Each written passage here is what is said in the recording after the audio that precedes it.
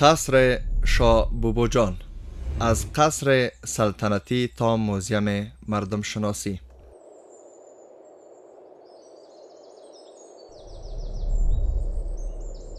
تاریخ تنها مجموعی از سالها و رویدادها نیست، حافظه زنده است که در بناها، کوچه ها و پس کوچه ها و خاطرات یک ملت جریان دارد.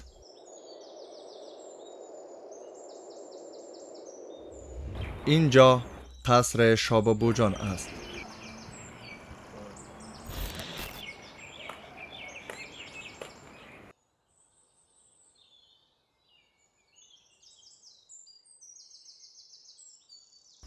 بنایی که در روزگار امیر عبدالرحمن خان ساخته شد.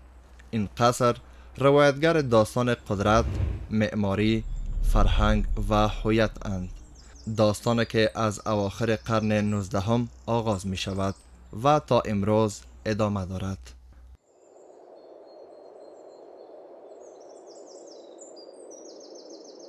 زمانی که امیر عبدالرحمن خانی به قدرت میرسه، توجه زیادتر به امرانات جدید میکنه.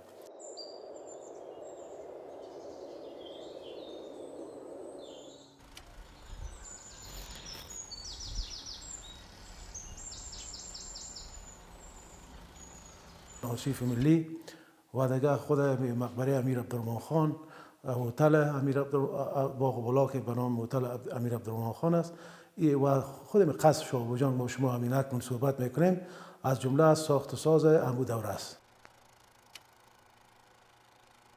سال 1880 میلادی افغانستان از دشوارترین دوره های تاریخ خود عبور می کرد.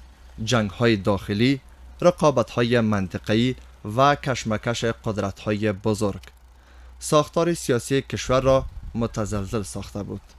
در چنین شرایط عبدالرحمن خان قدرت را به دست گرفت. او در کنار ایجاد دولت مرکزی به توسعه، ساخت و سازهای دولتی و سلطنتی نیز توجه ویژه داشت. در همین دوران کابل چهره تازه‌ای پیدا کرد. در سال 1880 زمانی که امیر عبدالرحمن خان به قدرت میرسد، یک تعداد آشوب‌های از اطراف اکناف کشور اوج میگیره که در اوج امیر عبدالرحمن خان خواستار ازی است که باید یک دولت مرکزی به وجود بیاید.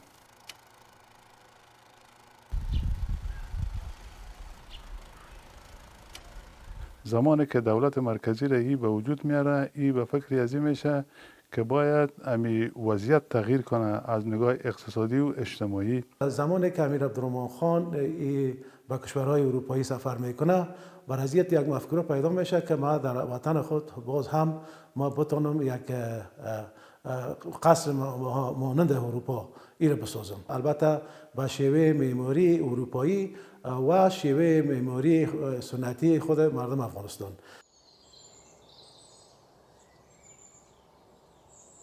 از جمله قصر شاه بوبوجان که فعلا ما شما در اینجا قرار داریم، این یکی از کارهایی است که مربوط به دوره زمامداری امیر عبدالرحمن خان میشه که را برای خواهرش به نام بیبی حلیمه مشهور به شاه بوبوجان اهدا میکنه. قصر شاه بوبوجان از نام خانم گرفته شده است که هرچند اطلاعات چندان از زندگی او در دست نیست، اما نامش در حافظه تاریخ کابل باقی مانده است. شاه بوبوجان خواهر امیر عبدالرحمن خان، زنی که در دربار سلطنتی جایگاه ویژه داشت. همین نامگذاری از اهمیت جایگاه او در ساختار سیاسی و اجتماعی آن زمان حکایت دارد.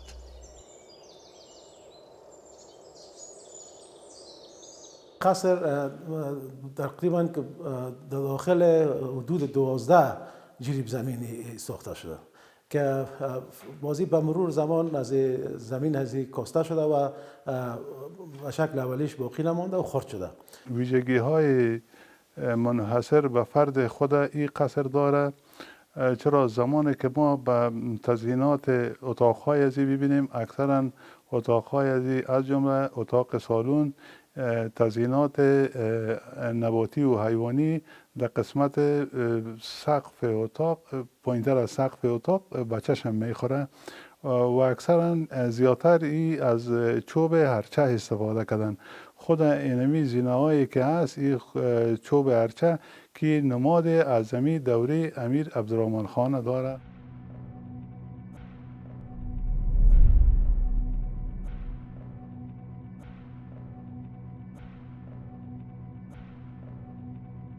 بخاری‌های دیواری که داره اینا یکی از ویژگی‌های است که در این زمان این ساخته شده که می بخاری‌ها هم اکنون در شما میتونید در ساختمان‌های ترکیه هم این را تماشا کنید و ببینید.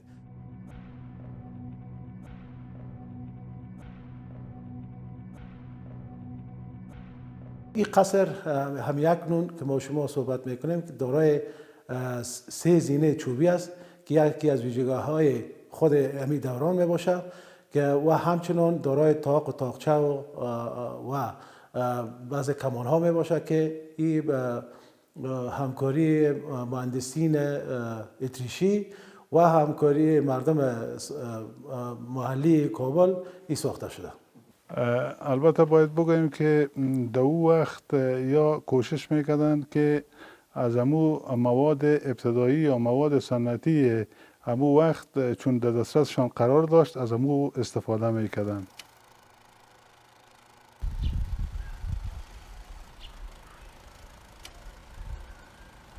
ساخت قصر شابوبوجان در فاصله سالهای 1880 تا 1901 میلادی انجام شد.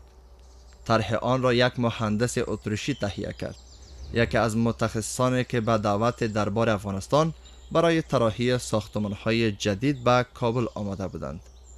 اما اجرای این طرح بر دوش معماران و هنرمندان افغان قرار گرفت. استادکاران از کابل، کندهار و هند. ترکیب از تجربه‌های گوناگون که نتیجه آن خلق بنای منحصر به فرد شد. قصر شابوبوجان نه کاملا اروپایی است و نه کاملا شرقی، بلکه نقطه تلاقی دو جهان معماری محسوب می شود.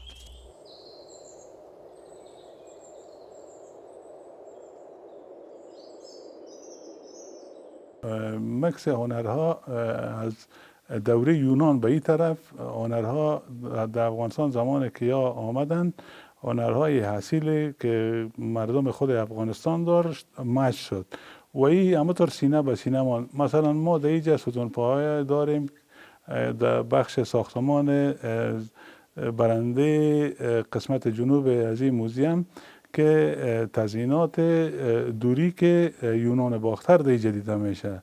بنابراین ما گفته میتونیم که این قصر امتزاج از شهکاری های ساختمانی اروپایی هم دایی است و سنتی خود مردم افغانستان هم دایی دیده میشه. به این شکل در این دوره وقتی هنر اروپایی داخل افغانستان میشه اینا به اصطلاح با امتزاج یا خلط از این هنر محلی و هنر اروپایی با هم یک جای میشه و یک هنر جدید به وجود آورده که ما فعلا میبینیم که در این قصر همین هنر هم اروپایی است و هم هنر سنتی مردم کابل. قرن 19 آغاز فصل تازه در معماری افغانستان بود. معماران این دوره تلاش کردند میان سنت‌های بومی و سبک‌های جدید پیوند ایجاد کنند. در نمای جنوبی قصر 4 ستون مدور دیده می شود که یادآور معماری کلاسیک اروپا هستند. اما در کنار این عناصر مصالح کاملا بومی اند. خشت خام، خشت پخته، چوب چنار، گچ و چونه، مصالحی که قرنها در معماری افغانستان به کار می رفتند.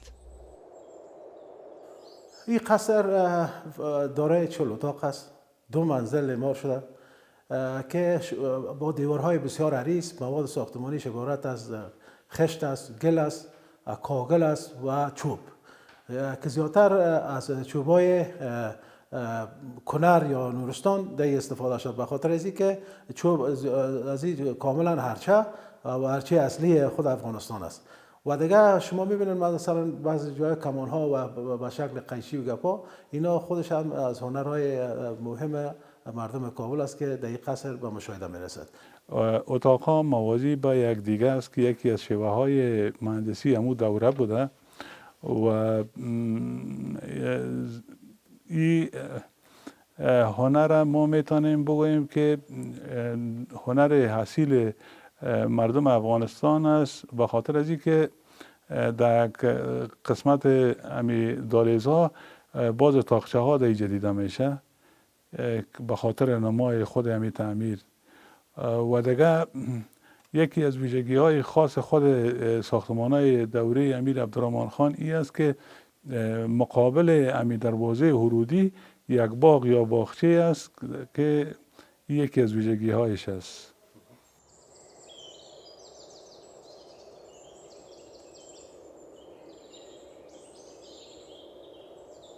این قصر را طوری ساختن که به اصطلاح آفتاب صبح و آفتاب پیشین بسیار کم میتابه. و به خاطر این در سیستم تهویه در نظر گرفته شده.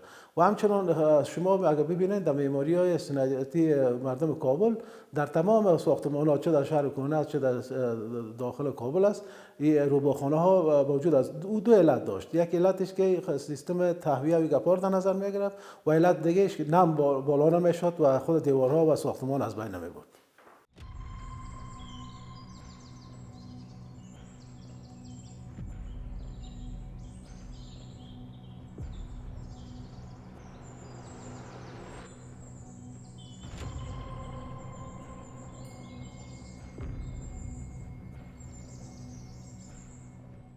ورود به قصر ورود به فضایی است که هنوز نشانه های شکوه گذشته را حفظ کرده است. دو سالن بزرگ در جناح‌های شرقی و غربی قرار دارند. دهلیزهای ممتد بخش‌های مختلف ساختمان را به یکدیگر متصل می‌کند. بر سقف‌ها گچبری‌های ظریف و نقش‌های هندسی دیده می‌شود. کنده‌کاری‌های چوبی و تزئینات طلایی رنگ یادگار هنر استادکاران کابل هستند. روزی در این قصر آینه‌های عظیم بلورین می درخشیدند. آینه‌های از هندوستان به کابل آورده شده بودند، اما جنگ‌های دهه‌های اخیر بسیاری از این آثار را از میان برد.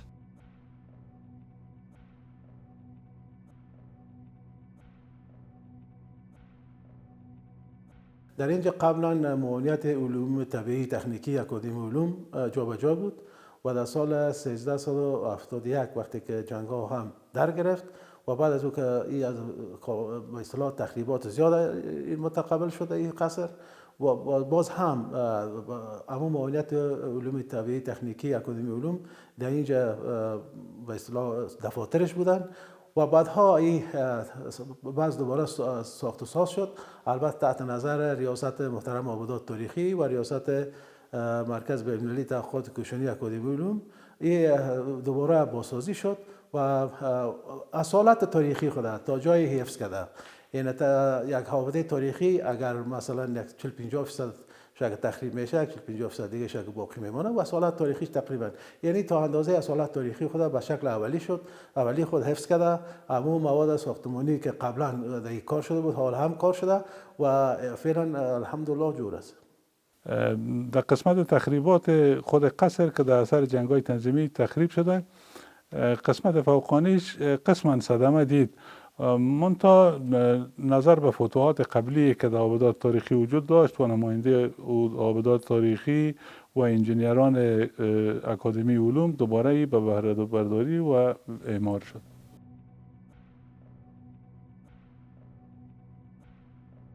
در سالهای بعد قصر کارکرد تازه‌ای پیدا کرد. اکادمی علوم افغانستان تصمیم گرفت این بنای تاریخی را به موزیم تحقیقاتی اتنوگرافی تبدیل کند. تصمیمی که به قصر حیات دوباره بخشید. از این پس ساختمان تنها یک اثر تاریخی نبود، بلکه به مرکز تحقیقاتی و حفاظت از میراث فرهنگی افغانستان تبدیل شد.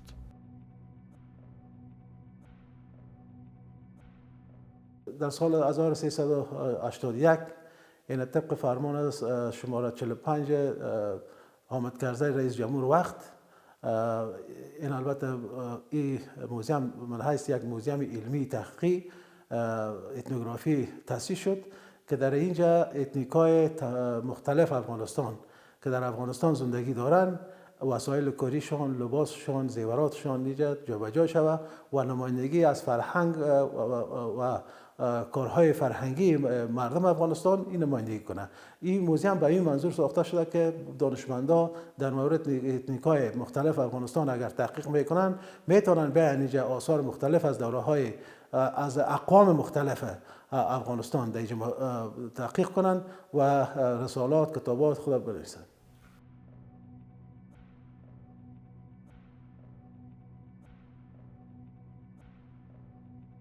دانشمندان در اینجا کوشش کردن که در مجموع از تمام اقوام و ولایت کشور در اینجا آثارش بیارن.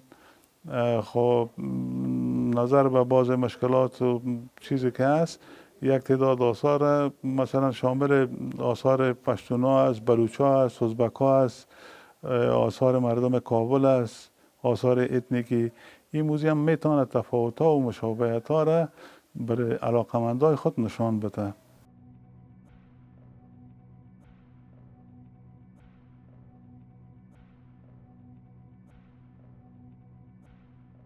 این موزیم اصلا این برای تمام علاقمندان باز است.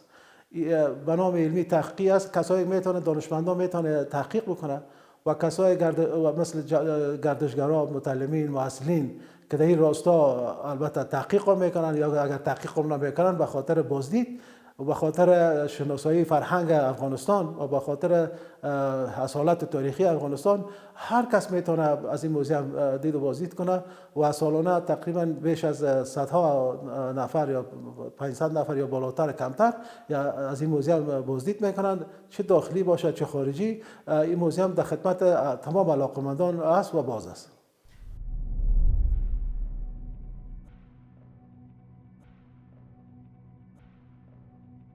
در اتاقهای این موزیم هزاران اثر فرهنگی نگهداری می شود. هر اثر بخش از داستان مردم افغانستان را روایت می کند. لباسهای سنتی، زیورآلات محلی، ظروف سنگی و چوبی، صنایع دستی و ابزارهایی که روزگار بخش از زندگی روزمره مردم بودند.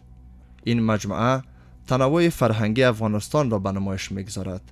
از هزاره‌ها تا ازبک‌ها، از ترکمن‌ها تا نورستانی‌ها، از تاجک‌ها تا پشتون‌ها و بلوچ‌ها، هر تالار روایت یک فرهنگ است و در کنار همه این تفاوت‌ها تصویر از هویت مشترک افغانستان شکل می‌گیرد.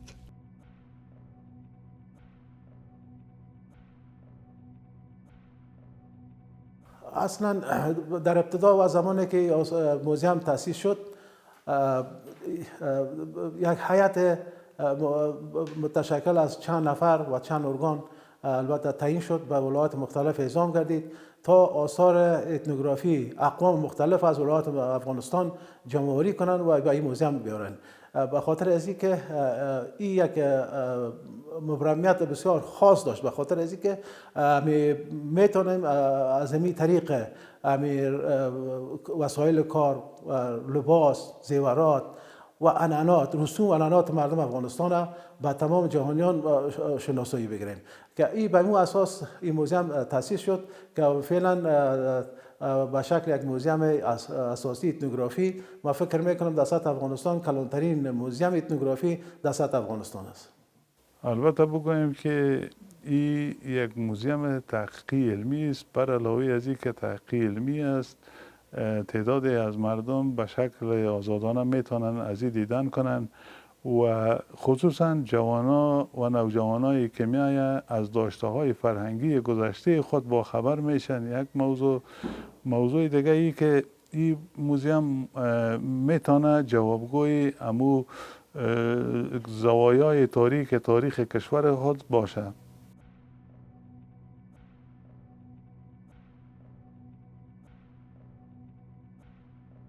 در کنار آثار اتنوگرافیک یا مردم شناسی، بخش از موزیم به هنر جدید و اسلامی افغانستان اختصاص یافته است. آثاری که نشان می‌دهند فرهنگ پدیده استانه است، بلکه پیوسته در حال تحول و بازآفرینی است. امروز این موزیم تنها محل برای نگهداری اشیا نیست، بلکه فضای برای تحقیق، آموزش و شناخت گذشته محسوب می شود.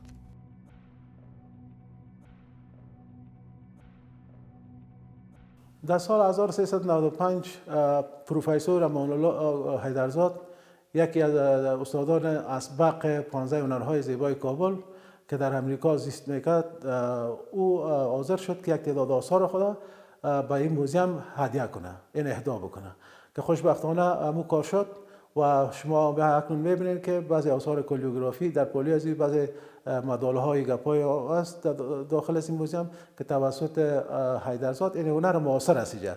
اینجا خود آثاری که مربوط به دوره به خود امان الله حیدرزاد است، یکی از هنرهای معاصر است و نمایندگی از هنر معاصر میکنه و میتونه متعلمین معلمین به خاطر کارهای عملی خود میتونه از این بازدید بکنه، در مورد از این مقالات و رسالات و میتونه بنویسه.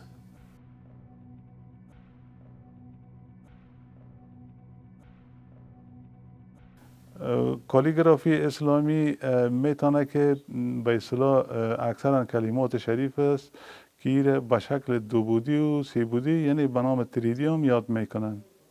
اصلا شما اگر اونا رو مطالعه بکنن، این از زمانهای قبل تاریخ و از زمانهای خصوصا از عصر سنگ و مس هنر به وجود آمده. خود انسان یک چیزی که میسازه خود از این هنر است، یعنی به این شکل سینه به سینه از عصر معاصر این هنر از به اصطلاح این تقلید از هنرهای چی هستند، هنرهای قبلی است که این هنر معاصر میتونه این به شکل اساسی از این بازگو بکنه.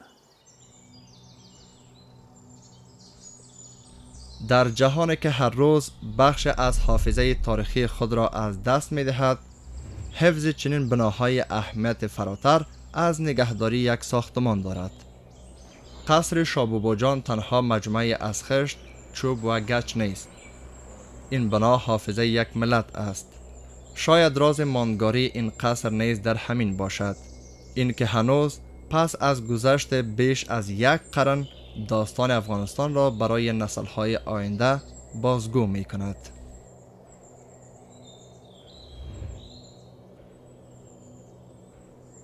مردم بیاین از آثار اسلامی دیدن بکنن. در اینجا در پولی آثار اسلامی، آثار قبل اسلام مثل مسکوکات از دوره های هخامنشی و بطر و دوره یونانی، دوره کوشانی، دوره های ساسانی هم مسکوکات داریم، میتونن مردم بازدید بکنن، خصوصا متعلمین معاصرین با فرهنگ قدیم و فرهنگ دوره اسلامی و فرهنگ عصر معاصر آشنایی پیدا کنن، بسیار خوب میشه. داشته های فرهنگی خود حفظ کنند، چون حفاظت از میراث های فرهنگی میتونه که در غنی ساختن موزیم تحقیقاتی اتنوگرافی کمک کنه. مثلا آثار خود میتونن اینجا بیارن، اما آثار به شکل صحیح و درست و به شکل استاندارد میتونه که از این مراقبت و مواظبت شود و در آینده نسل‌های آینده میتونه که من حیث یک آثار خوب ببینن. به خاطر شناسایی فرهنگ خود، شناسایی اقوام مختلف افغانستان، اینا بیان از موزیم علمی تحقیقی اتنوگرافی دیدن بکنن، آثار از دیدن بکنن و اینا با وسایل کار، با وسایل به اصطلاح با لباس، با شیوه عنعنات مردم افغانستان، زیورات مردم افغانستان، اینا آشنایی پیدا کنن تا بفهمن که مردم افغانستان دارای فرهنگ بسیار قدیمی بوده و یک هنرهای بسیار خوب و زیبای خود مردم افغانستان دارد.